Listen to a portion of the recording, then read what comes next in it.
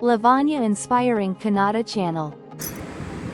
ಪ್ರೀತಿಯ ಕನ್ನಡಿಗರಿಗೆ ನಿಮ್ಮ ಪ್ರೀತಿಯ ಲಾವಣ್ಯ ಇನ್ಸ್ಪೈರಿಂಗ್ ಕನ್ನಡ ಚಾನಲ್ಗೆ ಆತ್ಮೀಯ ಪ್ರೀತಿಯ ಸ್ವಾಗತನ ಕೋರ್ತಾ ಇದ್ದೀನಿ ಸ್ನೇಹಿತರೆ. ಇವತ್ತಿನ ಒಂದು ವಿಡಿಯೋದಲ್ಲಿ ನಾನು ನಿಮಗೆ ಹೇಳಲಿಕ್ಕೆ ಹೊರಟಿರೋದು, ಬೇರೆ ಯಾರ ಜೀವನದಲ್ಲೂ ಆಗದೇ ಇರೋ ಪವಾಡಗಳು ನನಗೆ ರಾಯರು ಯಾವ ಸಂದರ್ಭದಲ್ಲಿ ಎಲ್ಲ ಸಿಕ್ಕಿದ್ರು, ಮತ್ತು ಯಾವಾಗ ನಾನು ಮಂತ್ರಾಲಯಕ್ಕೆ ಹೋಗಿ ಯಾವ ರೀತಿ ಸೇವೆ ಮಾಡ್ಕೊಂಡು ಬಂದರೆ ಯಾವ ರೀತಿ ರಾಯರು ಅನುಗ್ರಹ ಮಾಡಿದ್ದಾರೆ ನನಗೆ ಅನ್ನೋದನ್ನು ಈ ವಿಡಿಯೋದಲ್ಲಿ ನಾನು ನಿಮ್ಮ ಜೊತೆ ಹಂಚ್ಕೊಳ್ಳೋದಕ್ಕೆ ಇಷ್ಟಪಡ್ತೀನಿ. ಖಂಡಿತವಾಗ್ಲೂ ಇನ್ನೂ ಯಾರೆಲ್ಲ ಸಬ್ಸ್ಕ್ರೈಬ್ ಮಾಡದೆ ನೋಡ್ತಾ ಇದ್ದೀರಾ, ನಿಮ್ಮ ಪ್ರೀತಿಯನ್ನು ಸಬ್ಸ್ಕ್ರೈಬ್ ಮೂಲಕ ಕೊಟ್ಟು ಚಾನಲ್ಗೆ ಪ್ರೋತ್ಸಾಹ ಕೊಟ್ಟರೆ ಇನ್ನೂ ಹೆಚ್ಚೆಚ್ಚು ನಿಮಗೆ ಒಂದು ಇನ್ಸ್ಪೈರ್ ಆಗಿರೋವಂತಹ ವಿಡಿಯೋಗಳನ್ನ ನಿಮ್ಮ ಮುಂದೆ ಹಂಚ್ಕೊತೀನಿ ಅಂತ ಹೇಳ್ತಾ ಬನ್ನಿ ಈ ವಿಡಿಯೋನ ಶುರು ಮಾಡೋಣ ಸ್ನೇಹಿತರೆ. ರಾಯರು ನಿಮಗೆ ಗೊತ್ತಿರೋ ಹಾಗೆ ಕರುಣಾಮಯಿಗಳು. ಎಲ್ರಿಗೂ ರಾಯರು ಗೊತ್ತಿರಲಿಕ್ಕಿಲ್ಲ ಅಂತ ಅಂದ್ಕೊತೀನಿ. ಇತ್ತೀಚಿನ ವರ್ಷಗಳಲ್ಲಿ ಮಾತ್ರ ರಾಯರ ಭಕ್ತರ ಸಂಖ್ಯೆ ಹೆಚ್ಚಾಗ್ತಿದೆ.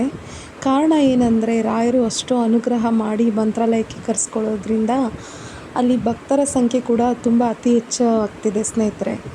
ರಾಯರು ನನಗೆ ಗೊತ್ತಾಗಿದ್ದು, ಈ ಹಿಂದೆ ನಾನು ವಿಡಿಯೋ ಸಾಕಷ್ಟು ಮಾಡಿದ್ದೀನಿ.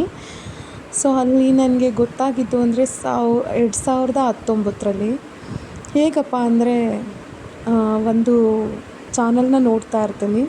ಇದ್ದಕ್ಕಿದ್ದಂಗೆ ಯಾವುದೋ ಒಂದು ಚಾನಲಲ್ಲಿ ಬರೋವಂಥ ಪ್ರೋಗ್ರಾಮಲ್ಲಿ ಹೇಳ್ತಾರೆ, ಈ ಮಠಕ್ಕೆ ಬಂದು ಕಾಯಿ ಸಂಕಲ್ಪ ಮಾಡಿದ್ರೆ ಕಷ್ಟಗಳೆಲ್ಲ ಪಾರಾಗ್ತೀರಾ ಅಂತ.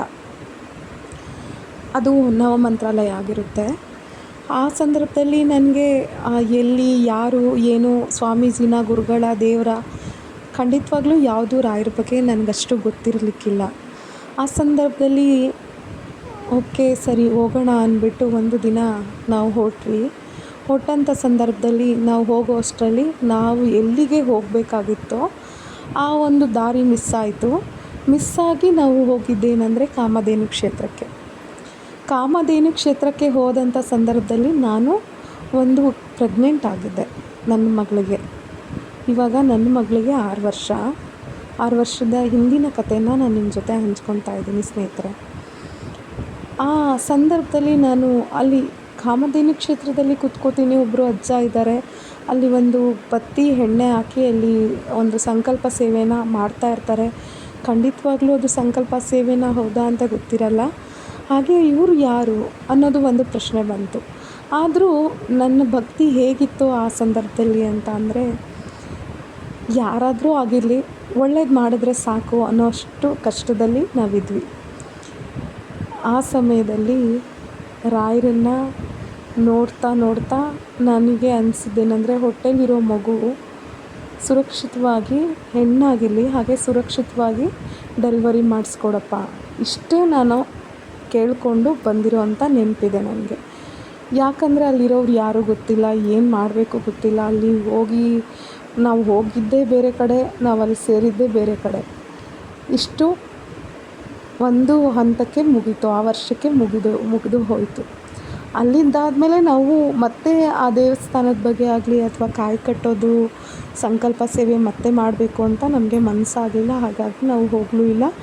ನಾನಲ್ಲಿ ಏನಂತ ಬೇಡ್ಕೊಂಡಿದ್ದೀನೋ ಹಾಗೆ ನನಗೆ ಸುರಕ್ಷಿತವಾಗಿ ಹೆಣ್ಮಗು ಆಗಿತ್ತು.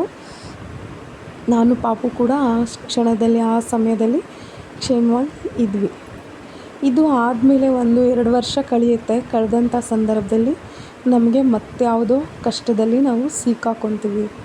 ಆ ಸಂದರ್ಭ ಹೇಗಿದೆ ಅಂತ ಅಂದರೆ, ಆ ಪರಿಸ್ಥಿತಿಲಿ ನಮಗೆ ಕುತ್ಕೊಂಡು ಊಟ ಎಷ್ಟೇ ದುಡ್ದು ತೊಗೊಬಂದರು ನಮ್ಮ ಯಜಮಾನರು, ಆ ಒಂದು ಪರಿಸ್ಥಿತಿಲಿ ಜನಗಳ ಕಡೆಯಿಂದನೂ ನಿಷ್ಠುರ ಆಗ್ತಿದ್ವಿ.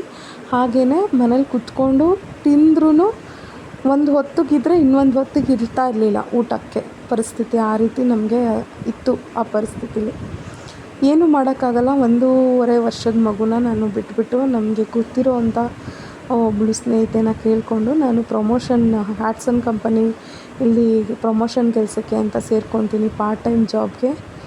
ಆವಾಗ ಅಲ್ಲಿಂದ ಕಷ್ಟ ನನಗೆ ಆ್ಯಕ್ಚುಲಿ ಲೈಫು ಶುರುವಾಗುತ್ತೆ. ಆವಾಗ ನನ್ನ ಮಗುನ ಮಲಗಿಸ್ಬಿಟ್ಟು ಮಳೆ ಅಂದೇ ಗಾಳಿ ಅಂದೇ ಹೊರಗಡೆ ನಾನು ಮನೆಯಿಂದ 4 ಕಿಲೋಮೀಟ್ರ್ ಹೋಗಬೇಕಾಗಿತ್ತು. ಸಮ್ಟೈಮ್ಸ್ ನಮ್ಮ ಯಜಮಾನ್ರು ಇದ್ದರೆ ನನಗೆ ಅದು ಪಾಪುನ ಆ ಟೈಮ್ಗೆ ಕರೆಕ್ಟಾಗಿ 4 ಗಂಟೆಗೆ ಮಲಗಿಸ್ತಾ ಇದ್ದೆ. 8 ಗಂಟೆ 9 ಗಂಟೆ ಆಗ್ತಾಯಿತ್ತು ಮತ್ತು ನಾನು ರಿಟರ್ನು ಮನೆಗೆ ಬರೋ ಅಷ್ಟರಲ್ಲಿ. ಪಾಪು ತುಂಬ ಚಿಕ್ಕವಳಿದ್ಲು ಆವಾಗ.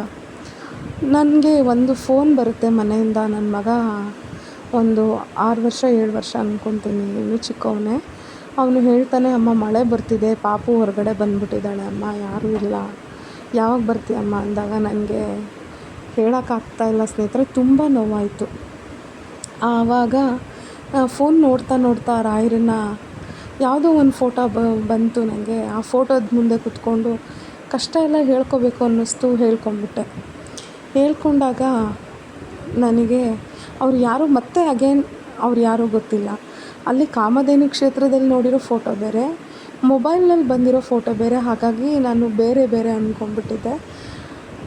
ಆದಮೇಲೆ ಹತ್ಕೊಂಡಾದ್ಮೇಲೆ ಅಯ್ಯೋ ಯಾರಾದರೂ ನೋಡ್ತಾರ ರಿಲೇಟಿವ್ಸು, ಆ್ಯಡ್ಸನ್ ಕಂಪ್ನಿ ಮುಂದೆ ಕೂತ್ಕೊಂಡು ಪ್ರಮೋಷನ್ ಮಾಡ್ತಾಯಿದ್ದೀನಲ್ಲ, ಏನಾದರೂ ಅಂದ್ಕೊತಾರ ಅನ್ನೋದೊಂದು ಮುಜುಗರ ಇತ್ತು. ಪಾಪುನ ಬೇರೆ ಬಿಟ್ಬಿಟ್ಟು ಬಂದುಬಿಟ್ಟಿದ್ದೀನಲ್ಲ ಭಗವಂತ ಅಂತ ಹೇಳ್ಕೊಂಡೆ ಅವ್ರ ಹತ್ರ ಕಷ್ಟ ಇಲ್ಲ ಒಂದು ಫೋನಲ್ಲಿ ಬಂದಿರೋ ಫೋಟೋದಲ್ಲಿ.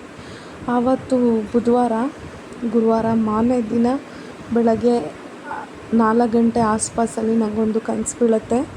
ಆ ಕನಸಲ್ಲಿ ನನಗೆ ಒಬ್ಬರು ಸನ್ಯಾಸಿಗಳು, ಹೇಗೆ ಅಂದರೆ ಒಂದು ಉದ್ದನೆಯ ದಾಡಿ ಇರುತ್ತೆ, ಅವ್ರು ನನಗೆ ಕಂಡು ನನ್ನ ಮನೆಯಲ್ಲಿ ಯಾರೋ ನನಗೆ ಒಂದು ಮೀನೂಟ ಕೊಡ್ತಾ ಇರ್ತಾರೆ.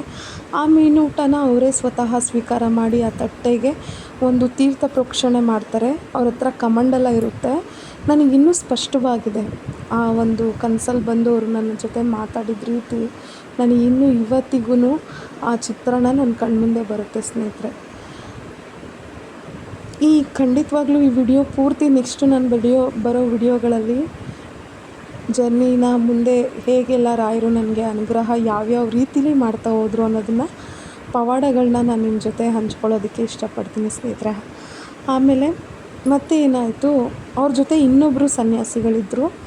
ಅವರು ನನ್ನ ಹತ್ರ ಮಾತಾಡ್ತಾರೆ. ನಮ್ಮ ಮನೆಗೆ ಬಂದು ಮೀನೂಟ ತೊಗೊಂಡು ನನಗೆ ತುಳಸಿ ಒಂದು ತೀರ್ಥನ ಕೊಟ್ಟಿಲ್ಲ ಅವರು ನನಗೆ. ಆ ತುಳಸಿ ತೀರ್ಥನ ಊಟದ ಮೇಲೆ ಪ್ರೋಕ್ಷಣೆ ಮಾಡಿದ್ರಷ್ಟೇ. ಅದಾದಮೇಲೆ ನನಗೆ ಹೇಳ್ತಾರೆ, ನೀನು ಕಾಯಿ ಸಂಕಲ್ಪ ಮಾಡಬೇಕಾಗತ್ತೆ, ನಾನು ನಿನಗೆ ಹೇಳ್ತೀನಿ, ಆ ವಿಳಾಸಕ್ಕೆ ನೀನು ಬರಬೇಕು ಅಂತ ಹೇಳ್ತಾರೆ ನನಗೆ. ಯಾರು ಊಟ ತೊಗೊಂಡಂಥವ್ರು. ಅವ್ರ ಹತ್ರ ಕೈಯಲ್ಲಿ ಒಂದು ಕೋಲಿರುತ್ತೆ. ನಾನು ಅಂದ್ಕೊಂಡೆ ಎಲ್ಲಿಗೆ ಬರಬೇಕು ಅಂತ ಕನಸಲ್ಲಿ ಕೇಳ್ತಾ ಇದ್ದೀನಿ. ಅವರಂತಾರೆ, ಕನಕಪುರದ ಹತ್ರ ಇದ್ದೀನಿ ನಾನು, ನೀನು ಕನಕಪುರ ಮಠದ ಹತ್ರ ಬಾ ಅಂತ ಕರೀತಾರೆ. ಇದು ಯಾವುದೋ ನನ್ನ ಕಥೆನ ಹೇಳ್ತಾ ಇಲ್ಲ, ಕಟ್ಟು ಕಥೆನ ಹೇಳ್ತಾ ಇಲ್ಲ, ನನ್ನ ಜೀವನದಲ್ಲಿ ನಡೆದಂತಹ ರಾಯರಿಗೆ ನಮಗೆ ಆದಂತಹ ಒಂದು ನಂಟಿನ ಬಗ್ಗೆ ನಾನು ನಿಮ್ಮ ಜೊತೆ ನಿಜವಾಗ್ಲೂ ಎಳೆಯಾಗಿ ಹಂಚ್ಕೊತಾ ಇದ್ದೀನಿ ಸ್ನೇಹಿತರೆ. ಹಾಗೇ ಇನ್ನೂ ನೆಕ್ಸ್ಟ್ ವಿಡಿಯೋದಲ್ಲಿ ಕನಸಲ್ಲಿ ಬಂದು ಹೇಳಿದಂಥ ಒಂದು ಮಠಕ್ಕೆ ನಾನು ಹೇಗೆ ಹುಡ್ಕೊಂಡು ಹೋದೆ, ಆ ಮಠ ಎಲ್ಲಿತ್ತು ಅನ್ನೋದನ್ನು ನಾನು ಬರೋವಂಥ ವಿಡಿಯೋದಲ್ಲಿ ನಾನು ನಿಮಗೆ ಹೇಳ್ತೀನಿ.